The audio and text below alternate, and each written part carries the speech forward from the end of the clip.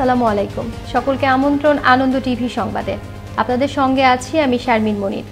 দলীয় শৃঙ্খলা ভঙ্গের অভিযোগে আওয়ামী লীগের মহিলা বিষয়ক উপকমিটি থেকে সদ্য বহিষ্কৃত হেলেনা জাহাঙ্গীরের বাসায় বৃহস্পতিবার রাতে অভিযান চালায় র্যাব।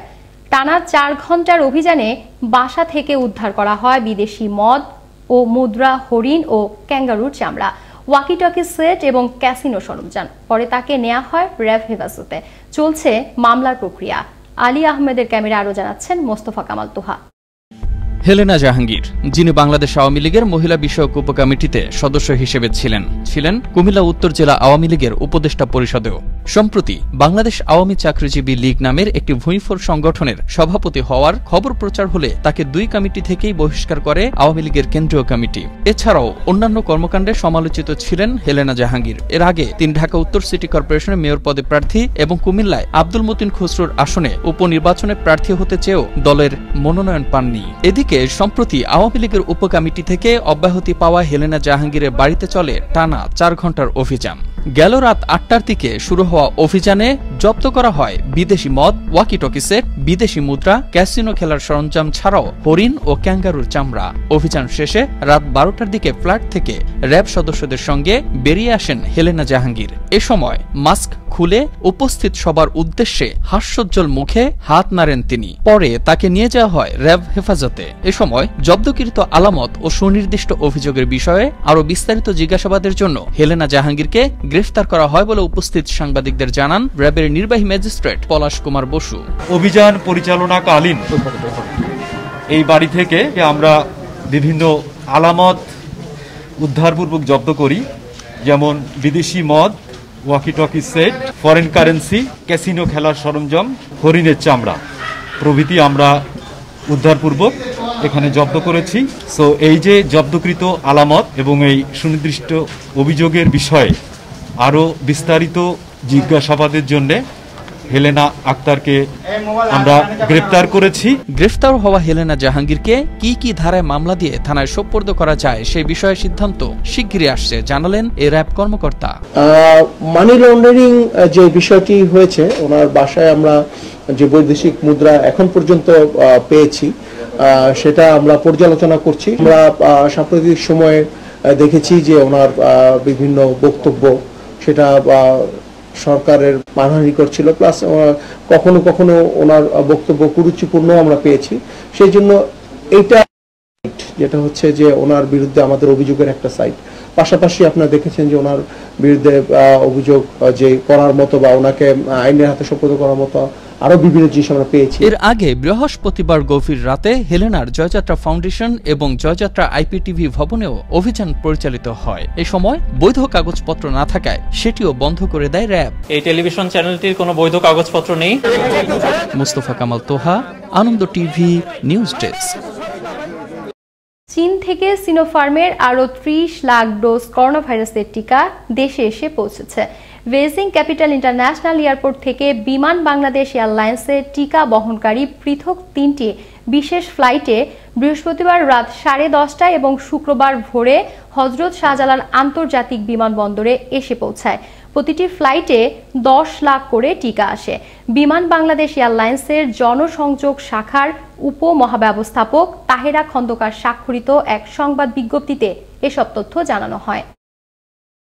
গেল 24 ঘন্টায় দেশের 18 জেলায় করোনায় মৃত্যু হল 104 জনের। বৃহস্পতিবার সকাল থেকে শুক্রবার সকাল পর্যন্ত ময়মনসিংহ বিভাগে মৃত্যু হয় 18 জনের। এর মধ্যে ময়মনসিংহের 12, জামালপুরের 3, নেত্রকোনার 2 ও শেরপুরের 1 জনের মৃত্যু হয়। এছাড়া করোনায় আক্রান্ত হয়ে উপসর্গ নিয়ে বরিশাল বিভাগে 16 এবং চট্টগ্রাম বিভাগে 23 জনের মৃত্যু হয়। ঈদুল আজহার আগে পরের 15 দিনে দেশের সড়ক, রেল ও নৌপথে 262টি দুর্ঘটনায় নিহত হয়েছেন 295 জন। এ সময়ে এসব দুর্ঘটনায় আহত হয়েছেন আরও 488 জন। এদের মধ্যে সবচেয়ে বেশি মৃত্যু হয় মোটরসাইকেল দুর্ঘটনায়। শুক্রবার ঢাকা রিপোর্টার্স ইউনিটিতে ঈদ যাত্রায় সড়ক দুর্ঘটনা প্রতিবেদন 2021 উপলক্ষে আয়োজিত এক সংবাদ সম্মেলনে এসব তথ্য জানায় বাংলাদেশ যাত্রী কল্যাণ সমিতি। সপ্তাহের ব্যবধানে রাজধানীর বাজারগুলোতে প্রায় সব ধরনের সবজির দাম অপরিবর্তিত রয়েছে। তবে ঈদের আগে বেড়ে যাওয়া মাছের দাম এখনো বেশ চড়াই রয়েছে। নিয়ন্ত্রণে আসেনি চালের বাজার। সাপ্তাহিক বাজার দর নিয়ে দেখুন মুসামিয়ার প্রতিবেদন। ক্যামেরায় ছিলেন খলিলুর রহমান। ঈদ পরবর্তী আবার নতুন করে লকডাউন আসায় ক্রেতাশূন্য রাজধানীর বাজারগুলো। দোকানিরা দোকানে নিত্য প্রয়োজনীয় পণ্যের পসরা সাজিয়ে বসলেও নেই ক্রেতা, যে কারণে নেই দ্রব্যের দর কষাকষি। সবজির বাজার রয়েছে স্বাভাবিক, বাড়েনি সবজির দাম। মাছের সরবরাহ কম থাকায় বাড়তি দাম লক্ষ্য করা গেলেও মুরগি বিক্রি হচ্ছে কম দামেই। বাড়তি রয়েছে গরু ও খাসির মাংসের দাম। পরিস্থিতি খারাপ, এই জন্য কাস্টমার নাই, এই কারণে দাম টাম কম, কিন্তু আমরা বেচতে পারি না, বেচা কিনা আমাদের কম। আপালের লেগের জন্য এই যে 7 নম্বর সিঙ্গেলের জন্য মাছ একটু ধরা পড়তেছে। মাছের একটু দাম কেজিতে 1-1.5 টাকা বেশি মাছের দাম। যে মাল মনে করেন কিনছি আমরা, লতি কিনছি 25 টাকা 20 টাকা, আজ লতি কিনছি 40-45। তেলের দাম কিছুটা বৃদ্ধি পেলেও স্বাভাবিক রয়েছে আটা, ময়দা ও চিনির দাম। তবে প্রকারভেদে কিছুটা বেড়েছে ডালের দাম। আদা, রসুন, আলু ও পেঁয়াজ বিক্রি হচ্ছে আগের দামেই। এখন মানে ঈদের পরে লকডাউনে বেচা কিনা অনেকটাই কম, আর কমের কারণেই কোনো প্রোডাক্টের দাম বাড়ে নাই। কোনো লকডাউনের কারণে লোকজন নাই কারণে একটু আবার দামটা বাড়তেছে। সবজিতে অনেক ব্যাপারীপত্র অনেক লস হইতেছে, আর আমাদের বেচা কিনার নাই, লোকজন নাই তেমন। লকডাউনে গাড়ি ভাড়া বৃদ্ধি, সেই সাথে মিল মালিকদের সিন্ডিকেট। এদিকে গোডাউনে মজুত করে রাখায় চালের দাম কমছে না বলে জানালেন এই পাইকারি বিক্রেতা। যে গাড়ি ভাড়া আমরা দিতাম হলো 14 থেকে 15,000 টাকা, সেই গাড়ি ভাড়া আমাদের গুনতে হয়েছে 21,000 টাকা 22,000 টাকা। তো সেই ক্ষেত্রে চালের দাম তো এমনি মিলাররা হাঁকায় নিছে, তার পাশাপাশি হলো গাড়ি ভাড়ার কারণে আরও বেড়ে গেছে। লকডাউন ও কুরবানির ঈদের ছুটিতে স্থবির হয়ে পড়েছে মানুষের জীবন, সেই সাথে নিম্ন ও মধ্যবিত্ত মানুষ উপার্জনহীন হয়ে পড়েছে। তাই নিত্যপণ্য দ্রব্যাদি মানুষের ক্রয় ক্ষমতার মধ্যে রাখতে সরকারের পদক্ষেপের আশা সবার। মুসামিয়া, আনন্দ টিভি, ঢাকা।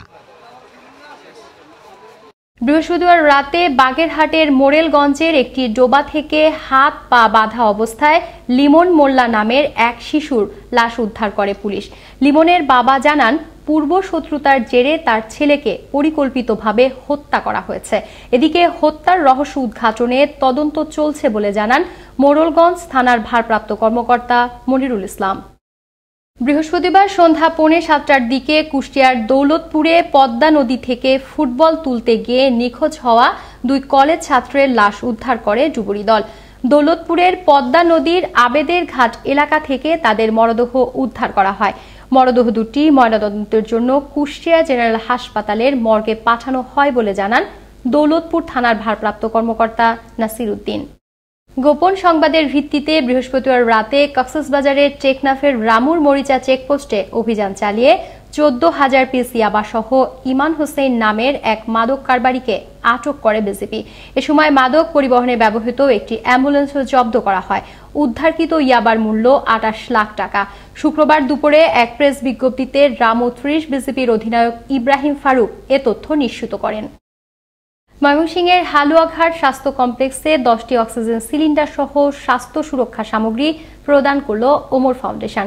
শুক্রবার সকালে ফাউন্ডেশনের পরিচালক সালমান ওমর রুবেল এই সিলিন্ডারগুলো এবং স্বাস্থ্য সুরক্ষা সামগ্রী হাসপাতালের পরিচালক ডাক্তার মুনির আহমেদের কাছে হস্তান্তর করেন। নাটোরের জেলা পুলিশের পক্ষ থেকে খাদ্য সহায়তা সামগ্রী প্রদান করা হলো জেলা শহরের প্রতিবন্ধী শিশু, সিএনজি, ইজি বাইক ও রিকশা চালকদের মাঝে। বৃহস্পতিবার বিকেলে জেলা পুলিশ সুপারের কার্যালয়ের সামনে এ সহায়তা সামগ্রী প্রদান করা হয়। এ সময় পুলিশ সুপার লিটন কুমার সাহা এবং অতিরিক্ত পুলিশ সুপার তারেক জুবায়ের সহ পুলিশের পদস্থ কর্মকর্তাগণ উপস্থিত ছিলেন। বঙ্গোপসাগরের সৃষ্ট লঘুচাপের প্রভাব এবং বৃষ্টির কারণে প্লাবিত হয় উপকূলীয় জেলা বাগেরহাটের নিম্নাঞ্চল। এতে পানিবন্দী হয়ে পড়েছে 50,000-এরও বেশি পরিবার। শুক্রবার দুপুরে স্থানীয় সংসদ সদস্য শেখ তন্ময়ের নির্দেশনায় বাগেরহাট পৌরসভার 6 নম্বর ওয়ার্ড কাউন্সিলর আব্দুল বাকি তালুকদার পানিবন্দী পরিবারের খোঁজ খবর নেন। এ সময় তিনি পানিবন্দীদের মাঝে শুকনো খাবার বিতরণ করেন। এবার কৃষি সংবাদ।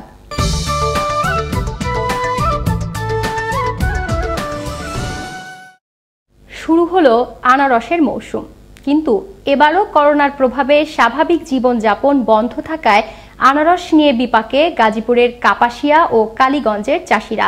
কৃষি অফিস আনারস খাওয়ার পরামর্শ দিলেও জেলায় নেই কোনো হিমাগার। গাজীপুর থেকে খোরশেদ আলম খানের পাঠানো তথ্য ভিডিও চিত্রে দেখুন ডেস্ক রিপোর্ট। আনারস একটি রসালো ফল।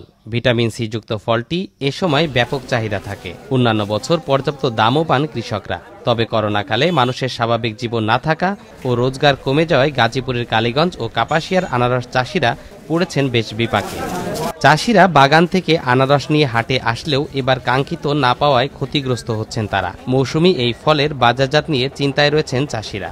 করোনার কারণে এই ঢাকার বা অন্য জায়গাতে পাইকার আসে না, অতএব 20-40 বিক্রি হয় কিনা সন্দেহ। করোনার লাগিয়া গড়তে বাড়ি ছাড়ি না এবং ঢাকা যাই যে ডরা যায়, খালি কোনো বেচে কোনো লাভ মুনাফা নাই। অন্য বছরগুলোতে প্রতি পিস আনারস বিক্রি হতো 20 থেকে 22 টাকায়, কিন্তু এবছর পাইকারি ব্যবসায়ীরাই কিনছেন মাত্র 10 থেকে 12 টাকায়। এতে উৎপাদন ও বাজারজাতকরণের খরচ তুলতেই হিমশিম খাচ্ছে আনারস চাষিরা। বাজার মূল্য কম পাচ্ছি, মাত্র 15-16 টাকা পার পিস দর পাচ্ছি। আসলে এটা আমাদের জন্য যথেষ্ট মূল্য না। 15 টাকা 20 টাকা পিস ওটা খরচপাতি দিয়ে আর 1 টাকা খরচ যাইব, এরপরে 15-16 টাকা করে বিক্রি করলে যা আসে ওইটা আমরা একটু মুনাফা যা আসবো ওইটা আমরা খাই। গাজীপুর জেলার আনারসের সুখ্যাতি রয়েছে। এটি খেতে অত্যন্ত সুস্বাদু ও সুমিষ্টি। এ জেলাতে 600 হেক্টরেরও বেশি জমিতে 6000-এর বেশি মেট্রিক টন আনারস উৎপাদিত হয়েছে। এমন তথ্য জানিয়ে কৃষি সম্প্রসারণ অধিদপ্তরের এই কর্মকর্তা জানালেন, পুষ্টিগুণ সম্পন্ন আনারস বেশি বেশি খেতে হবে। গাজীপুর জেলার আনারসের অত্যন্ত সুখ্যাতি আছে। এটি খেতে অত্যন্ত সুস্বাদু এবং অত্যন্ত সুমিষ্ট। এর সুনাম রয়েছে দেশব্যাপী। সবাইকে বলবো আনারস খান, করোনা ঠেকান, কারণ এটা ভিটামিন সি সমৃদ্ধ একটি ফল। গাজীপুর জেলায় প্রতি বছর লাখ লাখ টন নানা মৌসুমি ফল উৎপাদিত হলেও চাষিদের দাবি থাকা সত্ত্বেও গড়ে ওঠেনি এখানে কোনো হিমাগার। কৃষি বিভাগের তথ্যমতে এবছর জেলায় আনারসের লক্ষ্যমাত্রার চেয়েও বেশি উৎপাদিত হয়েছে। তাই এ জেলায় মৌসুমি ফল রক্ষায় হিমাগার প্রতিষ্ঠা এখন সময়ের দাবি। তরিকুল ইসলাম, আনন্দ টিভি, ন্যাশনাল ডেস্ক। এই ছিল এখনকার মতো। আনন্দ টিভির সংবাদ দেখুন প্রতিদিন বিকেল 5টা 30 এবং রাত 9টা 30। আনন্দ টিভির সঙ্গে থাকার জন্য সকলকে ধন্যবাদ।